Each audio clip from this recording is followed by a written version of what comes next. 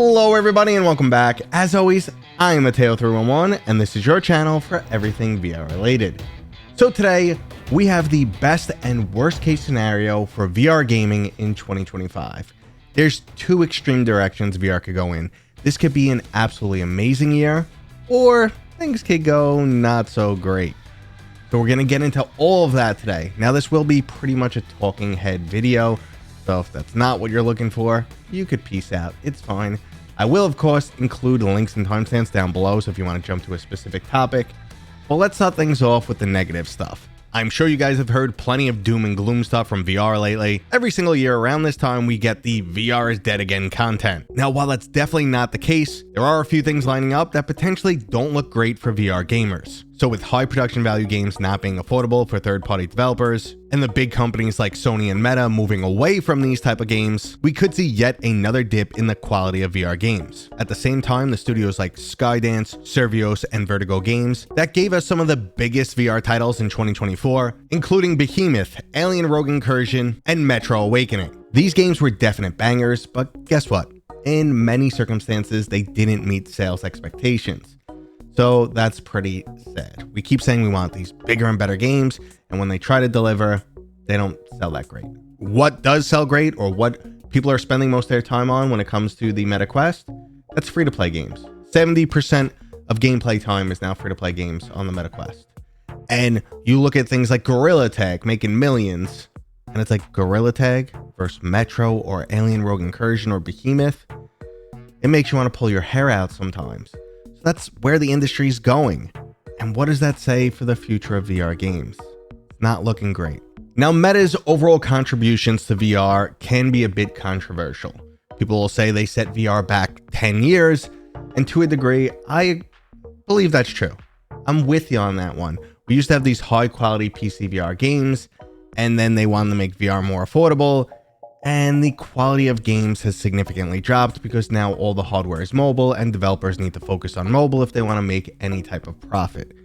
At the same time, they've been the only major company investing in VR. No one else has really tried or pushed hard at all, except for Valve, which definitely impressed us with the Index and with Half-Life Alyx, but it's not enough to move the overall industry. So Meta has been propping us up for a long time, and they're the only one who's been pushing out first-party titles like Batman Arkham Shadow and Asgard's Wrath 2, which the overall industry cannot afford to make. They just can't. The money's not there. Now, for a hot minute, we thought Sony was back into VR, and we get some first-party titles. We got Horizon Call of the Mountain, which I thoroughly enjoyed, but now we're not getting first-party games from Sony anymore. We're definitely not getting anything on PC because there's just no market there. Even Stress Level Zero talked about this. If you want to make a $10 million game, which is quite small for a high-quality game, you need to sell over 400,000 copies at $40 to break even. That doesn't happen in the VR industry. So we know for the overall gaming development, it's not great, but it could get worse because Meta is telegraphing that they're moving more into wearables and that type of technology, and they might be spending a lot less on gaming in the near future. Now, there's also plenty of new VR hardware that's recently been confirmed, and there's also exciting leaks and rumors like the Valve Deckard.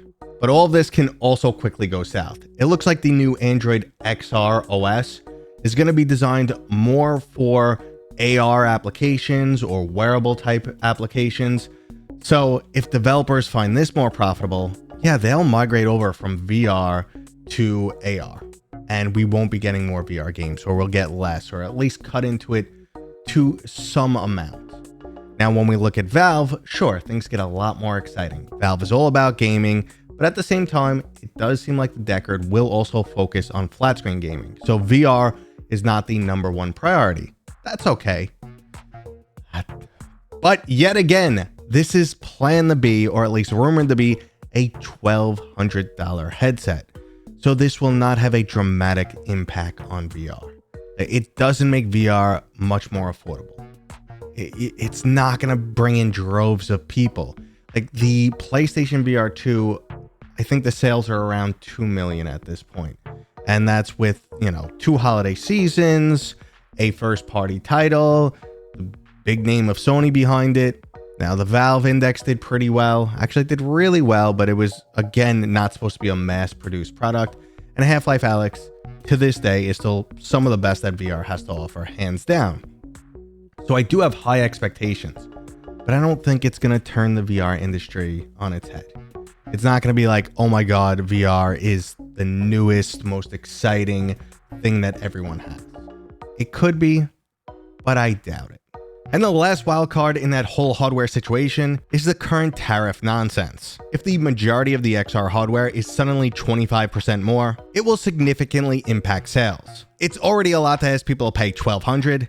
Now you're going to balloon that up to $1,500 or $1,600. And at the same time, it's not just hardware getting more expensive, it's everything. So people will be making much stingier choices. Now, hopefully that nonsense gets resolved rather quickly, and we don't even have to think about it going forward. And the last bit of how bad can things go for VR in 2025 is some of the moves that Meta is making. Now, we know it's always been controversial. They got a giant bullseye on them. They're the biggest target, so it's very easy to take shots at them. But it looks like they're making changes to OpenXR to prevent other headsets from working, which is just pure hell. Like, that is just a jerk move. And at the same time, we don't have all the information yet, but they just removed Richie's Plank experience and Max Mustard off the Meta Store. We didn't get any official statement. Richie has not come forward, or Toast Interactive, and said what exactly happened. But those games were yoinked. And Richie's Plank experience is like the most viral VR title that everyone knows. And Max Mustard was an excellent platformer. What the F happened? So is Meta like super anti-developer? Or are they just pushing people around? Are they acting like the bully? What the hell is going on here? Can we see more of that? Is that going to happen throughout other developers? I really hope not. A little fear mongering there. I don't think that's the case. It's probably some really extreme example of what happened, but it has me scratching my head. And now that I officially doom and gloomed you guys to death, it's time for the super happy ending. This is where the stars align and VR gaming in 2025 is just a magical year. So first up, next week, the VR game showcase drops, and it has bangers. Like titles we didn't expect. Flat the VR is working with big studios, bringing in like really cool titles. I doubt this will happen, but let's say Titanfall 2. That game was made for VR. One of the best single player campaigns in years. Boom, they get some big names like that. So we're getting really awesome games converted for VR. There's a couple surprise hits, new people entering the market. We just get a nice little surprise. Then these new Android XR headsets start dropping. Developers don't skimp away from VR gaming. There's a whole new massive influx of VR gamers and some much needed competition in the industry. And overall, XR just starts becoming a lot more mainstream. Maybe people will pick up these devices with the interest of a wearable and AR technology, but since it has VR capability, they dive into that and they love it. So VR just grows. All that tariff nonsense I mentioned disappears as quickly as it started. And finally, the Valve Deckard releases and absolutely blows our mind. They give us some new Valve games with it, maybe even something like Half-Life 3. Maybe Half-Life 3 is a hybrid game. It's both flat and VR. And this gets people interested. They're like, I could get something like the Valve Deckard, which is going to play like a Steam Deck. I could play all my flat screen games. I don't have to go out and buy a whole PC.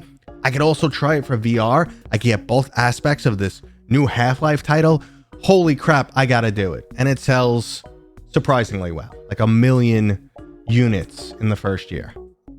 Yes, we're getting all the way out in the extreme here. I don't see that happening. But hey, we wanted the super happy ending.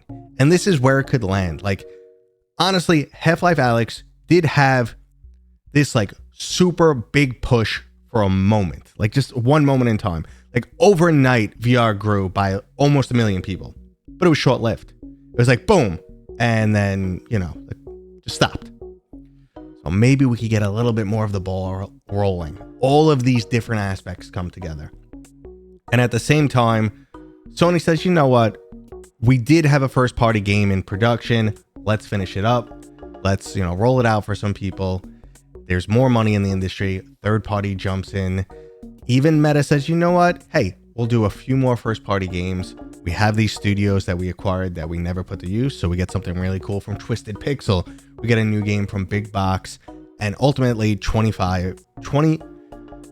ultimately VR in 2025 just blows our collective minds.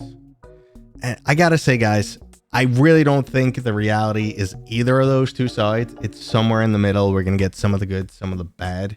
Meta has stated that they want to push out of gaming or want to push more into their wearable technology stuff, but at the same time they said this is their make it or break it year, so they're probably going to do a couple big things all across the board.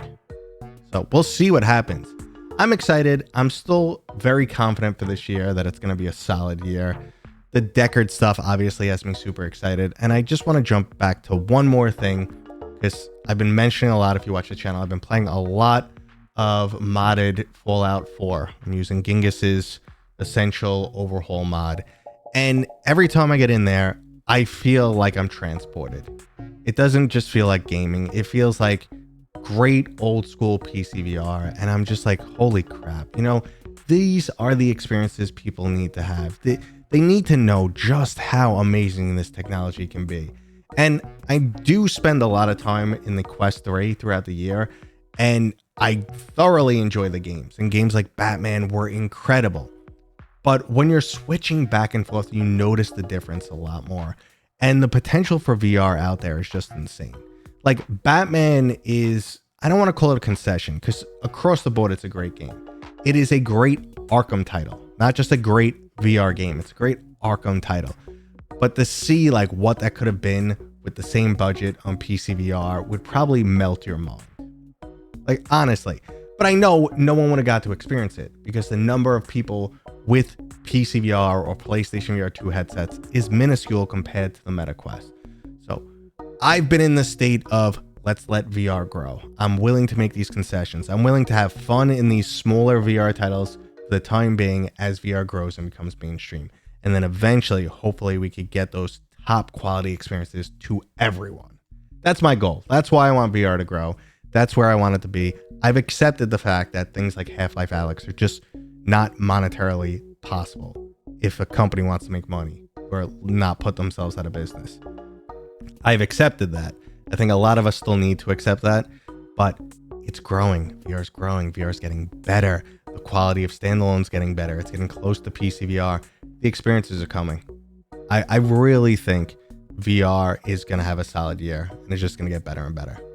But we'll see what happens, guys. I would love to hear your feedback down in the comments. That was today's video. If you enjoyed it, give it a thumbs up, and I'll see you guys on next time.